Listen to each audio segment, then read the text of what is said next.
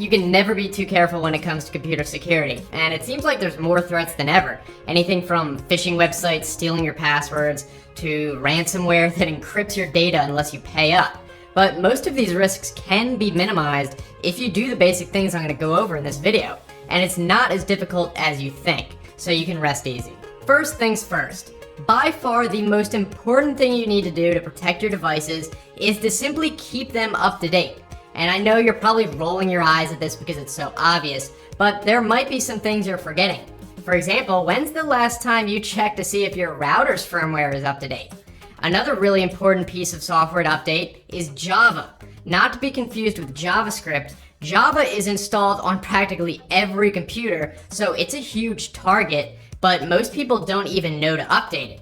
To do this, you actually want to search Java in the Start menu if you're on Windows, and it should bring up the Java control panel where you can check for updates there. I'd also definitely recommend going into the Security tab there and unchecking the box that says Enable Java content for browser and web applications, because you almost never see Java apps anymore, and it's notorious for its vulnerabilities. As for the operating system itself, obviously you need to keep those automatic updates going, no matter how annoying they seem.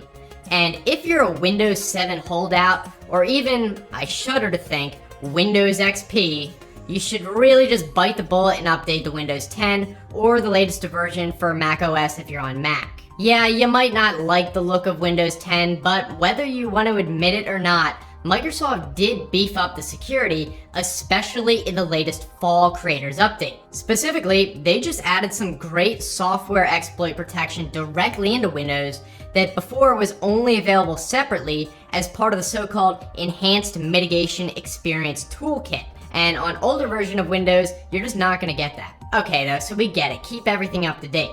Now we can get into some things that are a little bit less obvious. Still on the topic of Windows, one great thing you can do is to set your Windows account to not be an administrator, but rather a standard user. If you're running on an admin account, software that you run might be run on a high level of privileges by default, even though most programs don't require it. If you accidentally load up a piece of malware, or a malicious website finds an exploit in your browser, that virus might now have admin privileges as well, which will give it free reign over your whole computer. You probably won't even notice the difference when running as a standard user anyway, and if a program ever does need to escalate privileges, you'll know about it because Windows will simply prompt you for the admin password, and then you can continue as normal. Another important feature built into Windows is user account control, which has been around since Vista. That's the thing that pops up a confirmation whenever you or a program wants to install itself or change a Windows setting or something. And even if you think it's a bit annoying, you should always keep it on the highest setting, which it should be by default. And don't always mindlessly just click confirm either whenever it shows up. Like, if you're just browsing the web and all of a sudden you get a UAC prompt for no apparent reason, you should check to see what actually caused it and look at it, because there's always a chance some virus in the background just tried to execute, especially if you visited a pretty sketchy website. Now, let's move on to some things that aren't just for Windows, such as your router. In the interest of time, I'm just gonna assume that you have the typical settings like a password on your Wi-Fi connection and the router firewall enabled like it should be out of the box. But one setting that is usually enabled by default that you should disable is WPS, or Wi-Fi Protected Setup. And this is meant to make it easy to connect devices to your router by pressing a button on it, but it has been shown to have really flimsy security and undermines your Wi-Fi encryption. If your router has this, it would probably be in the Wi-Fi settings for your router.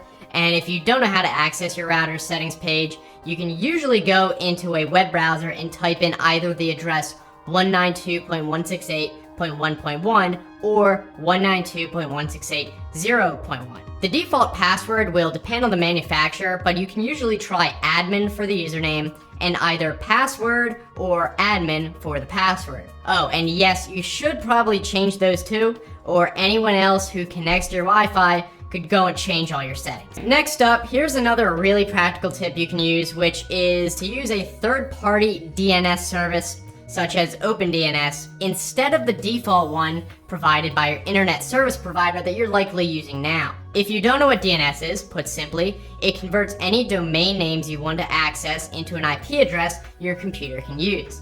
So when you type in google.com into your browser, your computer will ask the internet provider's DNS server what the IP address is for google.com. Then it gives you the IP, and your computer connects to that, but it all does this behind the scenes. And the advantage of using a third-party DNS server is it could be faster, so web pages will respond faster. And in the case of OpenDNS, it has a big list of malicious websites, and it will automatically redirect your connection away from that if you happen to stumble upon one of these bad websites. Google also has their own set of public DNS servers you can use, but they don't actually do any filtering.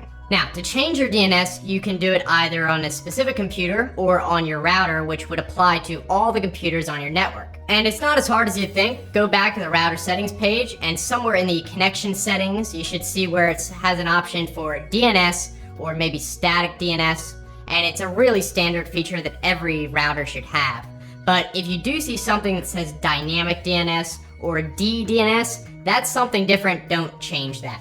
Anyway, then you just have to put in the two server addresses, which in the case of OpenDNS are 208.67.222.222 and 208.67.220.220.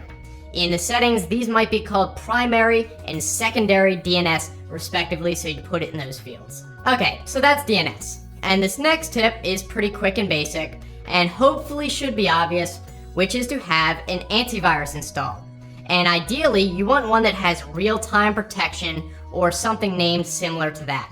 This is essential because it will prevent you from getting infected from viruses in the first place. When you're browsing the web, you might go on a website that is able to exploit your browser or even a browser extension and do a so-called drive-by attack.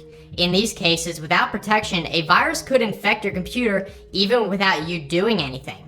Also, it might be on a trustworthy website that was simply compromised, so you never know. A good antivirus program, along with the other tips about keeping things up to date and running as a standard user on Windows, all will make sure you're safe even in these scenarios. Alright, this next one is something you should be doing no matter what, and not just for security, which is to back up your data.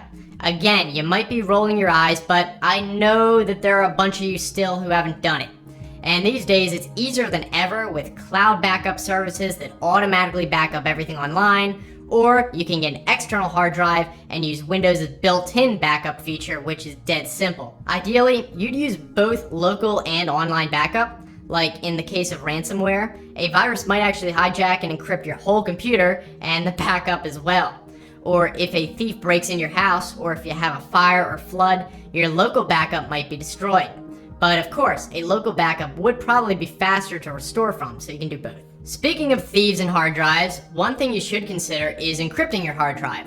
And this is especially so on a laptop, which you're more likely to lose or forget somewhere, and it is easier to steal. The simplest option is Windows BitLocker. Normally, this used to be only for Windows Pro versions, and still technically is, but apparently many laptops and tablets that ship with Windows 10 or Windows 8 have what is called Windows Device Encryption enabled by default or as an option. To see if it's enabled, first go to Windows Settings, then System, and in the About tab, it should mention Device Encryption and whether it's enabled.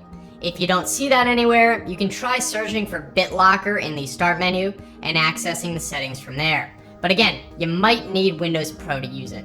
Finally, I've got a couple really quick tips to finish up. I've said this one many times, but never connect to open Wi-Fi hotspots. If they aren't passworded, they aren't encrypted, which means anyone nearby can intercept your wireless signal and see almost everything you're doing. Also, be aware of online account security by using different passwords on every website.